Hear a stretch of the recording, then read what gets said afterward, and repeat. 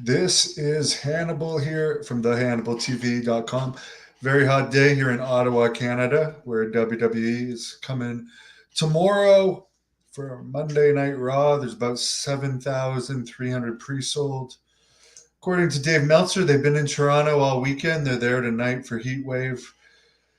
But according to Magnum TA, former WWE executive, of course, has lots of contacts on the inside. He claims that Roman Reigns will be re-signing with WWE for Brock Lesnar level money when he comes back to the company whenever this hiatus is over. Obviously, his dad's been sick and his dad passed away. He had the funeral over the weekend. Lesnar reportedly makes about $12 million a year before merchandise bonuses, and they haven't even used him since SummerSlam. So he's doing quite well for himself and probably very happy to be getting paid that much money to work his farm. But Roman Reigns reportedly makes around $5 million a year now before bonuses. But Magnum says when he resigns, it'll be at that level money. A lot of people think John Cena will be making even more money than that for his 18-month return, because his schedule, he says he's going to wrestle 30 to 40 times in about an 18-month time period. So think about this. Brock Lesnar hasn't even wrestled since SummerSlam, and he's making $12 million a year. Roman Reigns, how much has he wrestled for his $5 million? So think about it. If Cena, who is a bigger star than Roman Reigns, is going to wrestle 30 to 40 times, is he going to be making closer to The Rock money, which The Rock recently got $30 million in a board of directors role? Should be interesting. I did watch the rest of the Money in the Bank press conference, the Triple H part. Brandon Thurston, who's been on this channel, asked him about the federal investigation into Vince McMahon, which he said basically blew that comment off. A lot of fluff questions. He said it was the largest arena gate in the history of Canadian wrestling. In other words, they're charging more than ever for tickets. Now, this does not count WrestleMania 6 or WrestleMania 18, which were larger, even though the ticket prices weren't as crazy as they were today. Someone pointed out it is interesting, and I'm not holding this against Triple H. He seems to be taking the Dana White role of the WWE, where, like, for a guy that's no longer in the spotlight, he was like the last guy to talk at the press conference. Whenever someone new wins a championship, he takes a picture. He's posted with new signees all the time. So he's arguably more in the limelight now than he was when he was WWE champion. So I'm not saying that's good or bad. I mean, Dana White's doing it successfully for UFC. The other thing Triple H said, which is going to be interesting, he has a good point, that 80% of the globe has access to Netflix. So they have a way more bigger potential viewership once they move to Netflix. And I agree with that, because people like me that don't buy Netflix normally will get Netflix because of WWE. Not that I want to sit and watch every Raw and SmackDown, but the WWE Network version they had here in Canada sucked. It was awful. It wasn't the same as the one you guys get in the States. It was terrible. Okay, there was nothing good about it. But with Netflix, not only you get the WWE content, which isn't going to be like the network. It's where you're going to get all the history, maybe some historical shows here or there, or some specials. But like, you'll be able to watch the pay-per-views and stuff, but you'll also get regular Netflix movies and stuff for people like me that don't have cable. So it'd be worth it. It'll be worth it for me to get it, at least to try it out. not that I would have been able to sit through Money in the Bank, because honestly, I haven't heard great reviews of the show other than the Cena thing. I didn't hear it was a terrible show, but there was a lot of mistakes in several of the matches. But whatever. I'm not watching it. I'm sure some people liked it, some people didn't, just like any other show. The one other interesting thing that he said, though, uh, which is now slipping my mind, but yeah, it was an interesting press conference. Get into more about John Cena. Dave Meltzer recently brought up, of course, my good friend Rick Bassman is the one that got Cena into wrestling. But he was signed almost right away to his WWE contract. He wrestled for Ultimate Pro Wrestling, Rick Bassman's company, and OVW, but it was under the WWE umbrella. So he's kind of like a born and bred WWE talent. And yeah, he's going to make the biggest money of his career. Here's one thing I wanted to go over. Okay, I don't necessarily agree with this, and you fans, I'm sure, are going to want to chime in on this. Dave Meltzer put out a top 15 draws of all time. Now, and he's basing this on like how dominant they were during an era, which WWE is running like 2 house shows for their main brand this summer. And they've canceled. I'm not dissing WWE. I'm impressed with them. I'm just saying it's not nearly the Hogan era or the John Cena era now, where there's like house shows every night, or Austin era, and they're packing the house shows. Premium live events, people are going for the spectacle and because it's a pay-per-view. So you really can't base the same drawing power in this premium live event TV era, when like you can't compare like Roman Reigns and Cody Rhodes, who are hardly doing house shows, to Hulk Hogan, who was out there every night, or Ric Flair, who was out there every night, because it's kind of different. Or John Cena. I was at house shows doing security, and I attended a Puerto Rican house show with not only John Cena, but a lot of other people headlined it. And I never attended a John Cena house show that didn't have a decent crowd. But like, look at it, for Raw for Ottawa tomorrow, they're in an 18,000 seat arena. Really, if they wanted to delete the back end of it, they could probably fit closer to 20,000. They got 7,000 pre-sold. So how could you put? I don't even know who's headlining it tomorrow on the same level as a Hulk Hogan.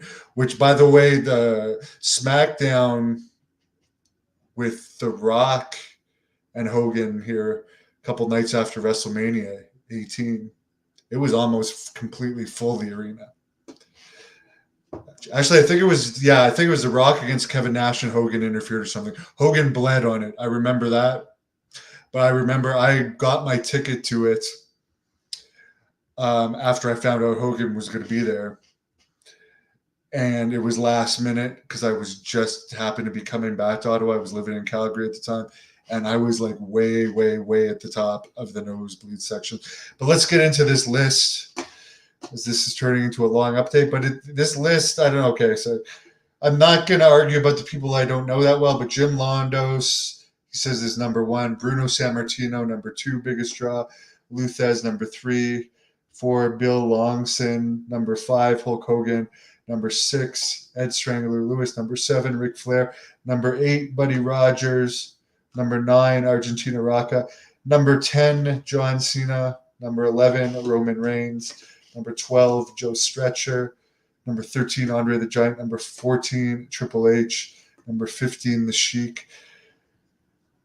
You know what? I'm not going to be politically correct in this, but you can't put Triple H, like just after Andre the Giant and Roman Reigns before Andre the Giant. Like Roman Reigns is not like night in and night out packing places like Andre was, and not even packing it, but getting good crowds for decades at a time. I don't know, man. It's a questionable list, definitely. I'm not going to get into it much. You fans can talk about it in the comments, but it's just, I guess you gotta, if you want to be neutral and just consider the era that there's hardly any house shows. And as far as night in and night out, there's not as many people going, but for these premium live events that friggin' are full of celebrities and wrestlers coming back out of nowhere, and then some person just randomly happens to be at the top of the card. It's not the same as like Ric Flair drawing the house against an opponent, or Billy Graham. Anyways, last thing I'll talk about before I get into your questions: Nate Diaz versus George Masvidal actually got 500,000 Google searches, which, by the way, Money in the Bank got 200,000. So two guys that aren't even in UFC anymore, boxing, more than doubled WWE searches. And I'm not saying that as an insult to WWE. I'm saying that people were interested in that fight. And AEW didn't even make any trends the week before. John Cena got 100,000 Google searches. So Masvidal and Nate Diaz, a lot of people have written Nate Diaz off, but he can still get people talking. It's very impressive. And I will say one thing, which is good, as Triple H talks about, like they're getting more revenue than ever. The company is making more money than ever for these high ticket prices, less shows, more lines of revenue. To me, the product isn't as interesting. It just isn't. There was no match on that show that I wanted to see. If there would have been any, it would have been the main event 6-man match, but I knew the winner.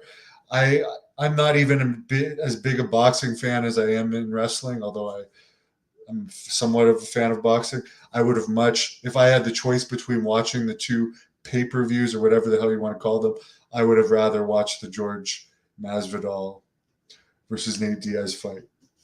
Just because you can say what you want, there was absolutely nothing that interests me on that pay-per-view. The only thing that interests me was John Cena's speech, which wasn't advertised.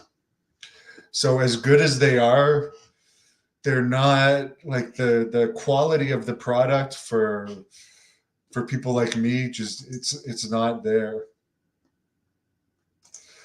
When can we talk about farts?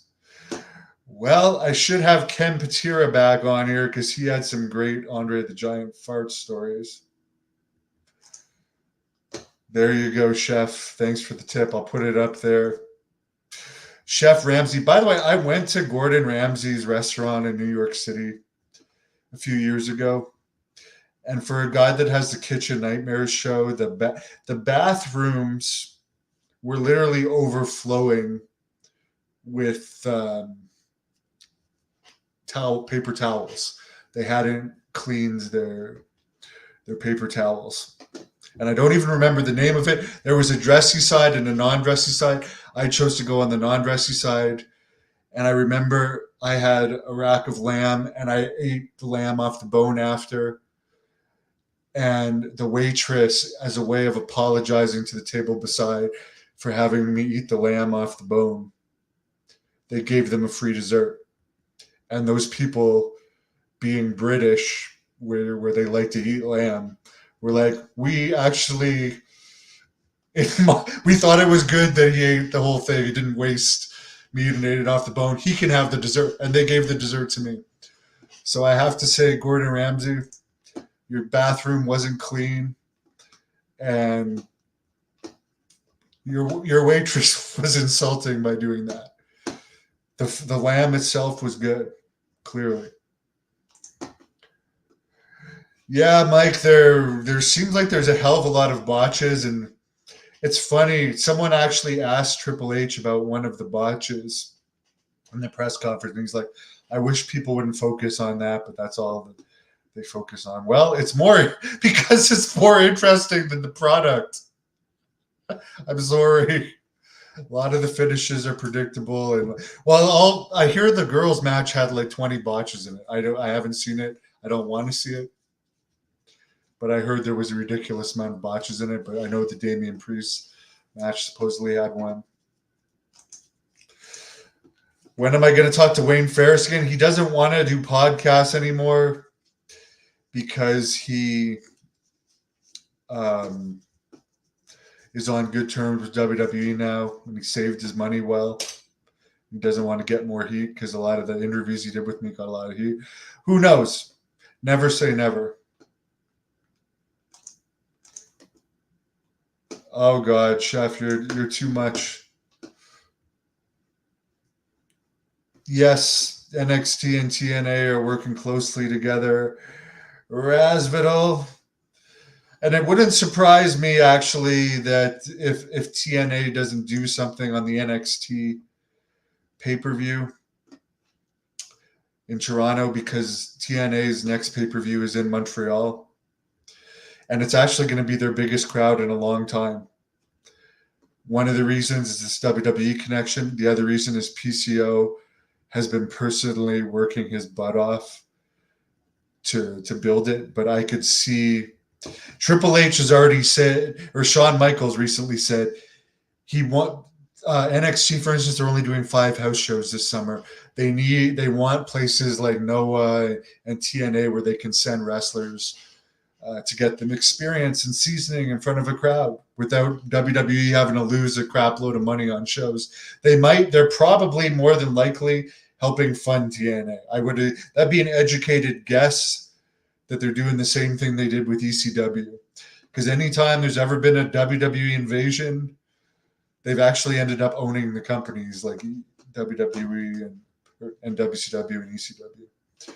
But yeah, I would expect that collaboration to do better, to do more and more. It's kind of like flattened out. There was an initial spike in rating. It's kind of flattened out, but it's still been good for both companies. Chris, I think Sami Zayn is like one of Triple H's boys because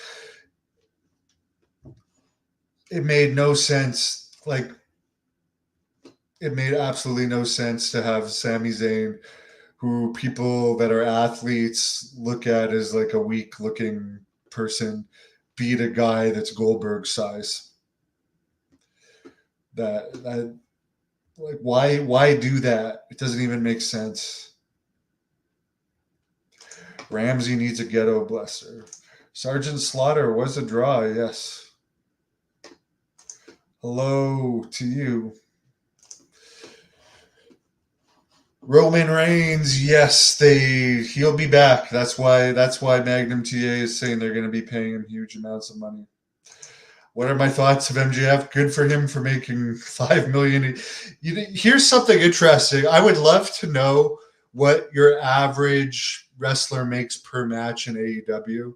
Oh, that's what I was going to say earlier. I remember now. Triple H tried to deny it was a dig at AEW. He later said it was a dig to their old format of 7-hour pay-per-views, which is way too long. I will say one good thing for Triple H. He's making I have nothing against him. Nothing against him. He seems to be doing better now than it was in the last 10 or 15 years. I'll give him that. But he took a shot at like Tony Khan by saying, like, taking a shot around at long pay-per-views, saying by the time the main events get out there, the crowd is dead. Which actually happened to Triple H and Chris Jericho in Toronto when they had to follow The Rock and Hogan. But yeah, what are my thoughts on MJ? Or what? The one thing I was going to ask is, I wonder what the average AEW wrestler makes per match, because they have so many people under contract that hardly ever wrestle, and the minimum pay is supposedly about $150,000 a year. And Eric Bischoff actually said that Mercedes Moné makes $5 million a year. I heard Eric Bischoff say that. I had heard she was making $4 million. So someone like Mercedes Moné, break that down per match. She's wrestled what, twice so far? Like, these people in AEW are cleaning up. When is my next match supposed to be? August 31st. Braun Breaker's a future superstar. He could be a bigger star now. Sergeant Slaughter interview. Yeah, I'm sure I'd get one of these days. There is a Sergeant Slaughter interview on my channel if you search it up, but it's not with me. Have a great night, everyone. Appreciate all the comments.